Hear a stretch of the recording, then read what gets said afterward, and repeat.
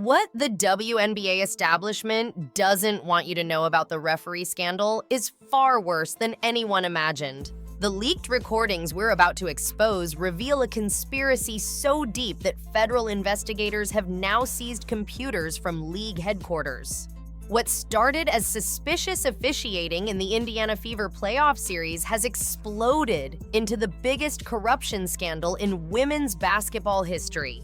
Sources inside the FBI confirm they've uncovered evidence of an orchestrated scheme involving millions in offshore betting accounts directly linked to referee assignments.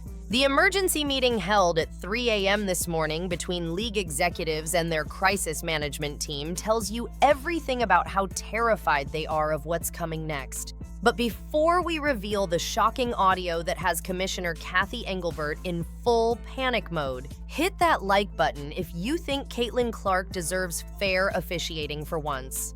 Because what they've done to suppress generational talents like Clarke and Sophie Cunningham goes beyond bad calls. This is about protecting an establishment that sees these players as threats to their carefully controlled narrative. The numbers from the Indiana-Vegas series aren't just suspicious. They're mathematically impossible without deliberate manipulation.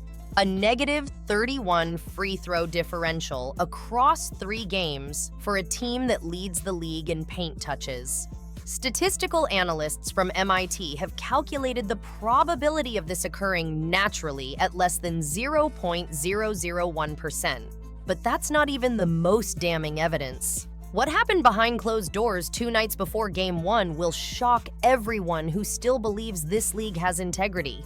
Sources close to the organization reveal that a secret meeting took place at the Wynn Las Vegas, where 3 referees met with individuals whose identities are now under federal investigation. Security footage obtained through a leaked source shows these officials entering a private suite at 11:47 p.m. and not leaving until 2:33 a.m. What was discussed in those 2 hours and 46 minutes has become the centerpiece of the FBI's racketeering investigation. One source familiar with the investigation says, quote, "The amount of money that changed hands would shock even seasoned investigators," unquote. The financial implications are staggering beyond belief. Vegas sportsbooks recorded over $78 million in unusual betting activity in the 48 hours before Game 2. The pattern was so obvious that 3 major casinos actually suspended WNBA betting before being mysteriously overruled by their parent companies. A leaked email from one casino executive reads, quote, "We're seeing impossible betting patterns that only make sense if someone knows the outcome," unquote. That executive has since been placed on administrative leave, and his lawyers have advised him not to speak publicly about what he discovered. What Stephanie White revealed in her press conference was just the tip of the iceberg. Behind closed doors, she's compiled over 400 instances of biased officiating from this season alone. Her technical staff has created an algorithm that predicts when questionable calls will occur with 87% accuracy. The pattern is always the same. When Indiana goes on a run, when Clarke gets hot from 3, when the crowd gets too loud, that's when the whistles start. It's not random, it's orchestrated. But the conspiracy goes even deeper than rigged games. Sources reveal that certain players have been deliberately targeted for injury through non-calls on flagrant fouls. Aaliyah Boston's concussion evaluation after an uncalled elbow to the head wasn't an accident. The referee was standing 3 feet away with a perfect view. Medical professionals reviewing the footage say she's lucky she didn't suffer permanent damage. The league's own concussion protocol requires immediate evaluation for hits like that. But since no foul was called, protocol wasn't followed. This isn't incompetence. This is criminal negligence designed to remove key players from the equation. The leaked audio that surfaced yesterday morning is even more explosive than initially reported. In addition to the referee saying, quote, "We know what needs to happen," unquote, there's a second voice that forensic audio experts have identified as a high-ranking league official. This person can be heard saying, quote, "Clarke's popularity is becoming a problem for our partners," unquote, followed by, quote, "We need to control the narrative," unquote. The FBI has subpoenaed phone records from 17 league employees based on this recording alone. Emergency meetings have been happening around the clock as sponsors threaten to pull hundreds of millions in funding. Nike has reportedly frozen all new WNBA partnerships pending the investigation's outcome. 3 Fortune 500 companies have already withdrawn their playoff advertising commitments, costing the league an estimated $42 million in immediate revenue. One marketing executive speaking on condition of anonymity said, quote, "We can't be associated with match fixing. Our shareholders would revolt," unquote. The Players Union has obtained documents showing that referee assignments for Indiana Fever games were personally approved by senior league officials rather than following standard rotation protocols. In 73% of Fever losses this season, at least 2 referees from a specific crew were assigned.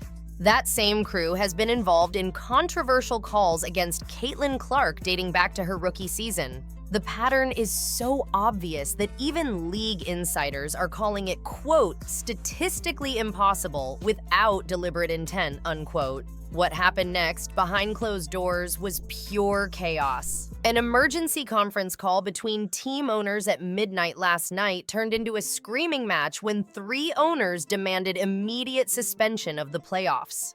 The Indiana Fever ownership group has hired the same law firm that exposed the FIFA corruption scandal, and they're not playing games. Sources close to the legal team say they have evidence that could result in criminal charges for multiple league executives. The Sophie Cunningham situation adds another layer to this conspiracy.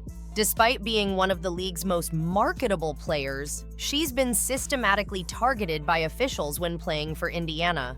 Her technical foul rate when wearing a Fever jersey is 400% higher than when she played for Phoenix. That's not a coincidence. That's targeted suppression of talent that threatens the establishment's preferred narrative. Leaked emails show league officials discussing, quote, "the Cunningham problem," unquote, and how her popularity could, quote, "upset competitive balance," unquote. Federal investigators have uncovered offshore accounts in the Cayman Islands linked to 3 referees who officiated Indiana playoff games. The deposits match exactly with unusual betting patterns identified by casino security systems. We're talking about millions of dollars flowing through accounts opened just weeks before the playoffs started. One investigator called it, quote, "the most sophisticated match-fixing operation we've seen in American sports," unquote. The medical evidence is equally damning.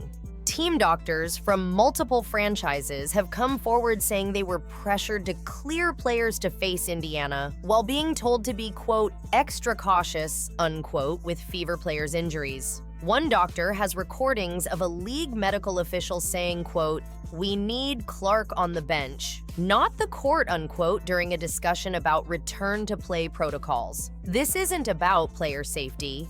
This is about manipulating competitive outcomes through medical decisions.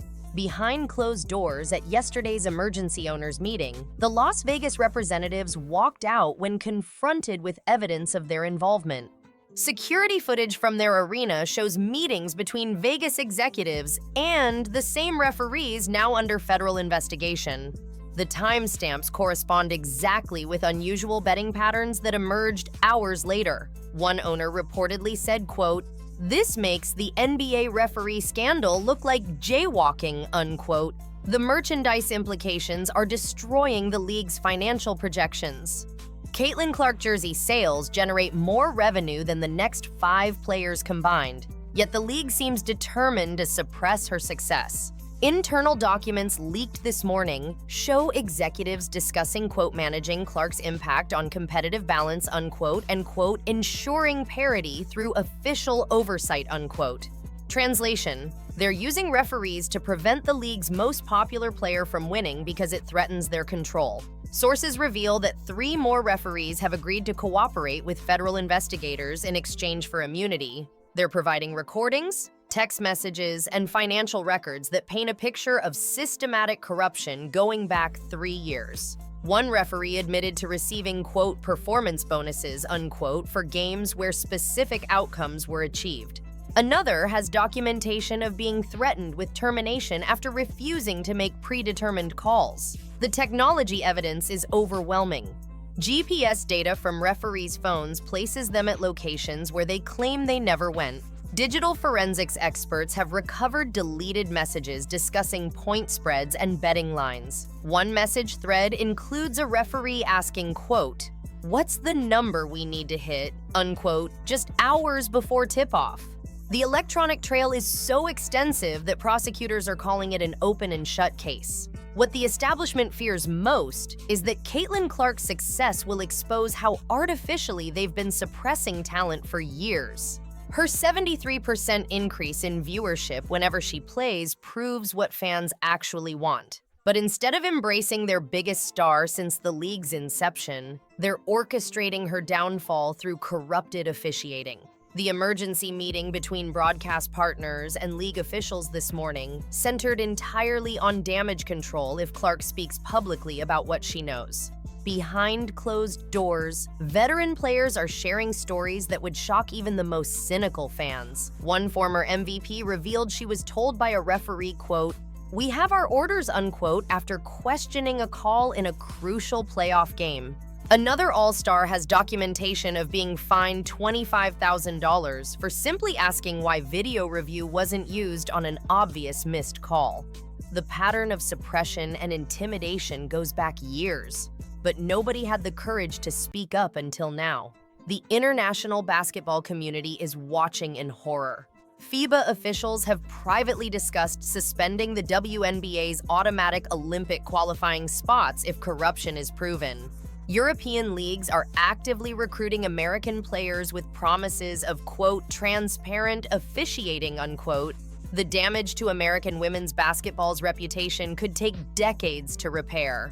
One international executive said, quote, "We thought this only happened in third world countries, not America," unquote. The final piece of evidence might be the most shocking. Bank records subpoenaed yesterday show a network of shell companies funneling money between sports betting syndicates and individuals connected to league operations. We're talking about $130 million in transactions designed to look like legitimate business dealings. The FBI's Financial Crimes Unit has assigned 27 agents to untangle this web of corruption. One source familiar with the investigation says, quote, "This goes all the way to the top," unquote. If you think Clarke and Sophie Cunningham deserve fair officiating and an honest chance to showcase their generational talents, smash that subscribe button right now. Because what happens next in this scandal will determine whether the WNBA survives or becomes the biggest corruption casualty in sports history. The emergency meeting scheduled for tomorrow morning between federal prosecutors and league executives isn't about cooperation. It's about criminal indictments that could send people to prison. The establishment tried to control the narrative, but they never counted on the truth being exposed. What the league doesn't want you to know is that this is just the beginning. The real conspiracy goes even deeper, and when the full truth comes out, professional basketball will never be the same.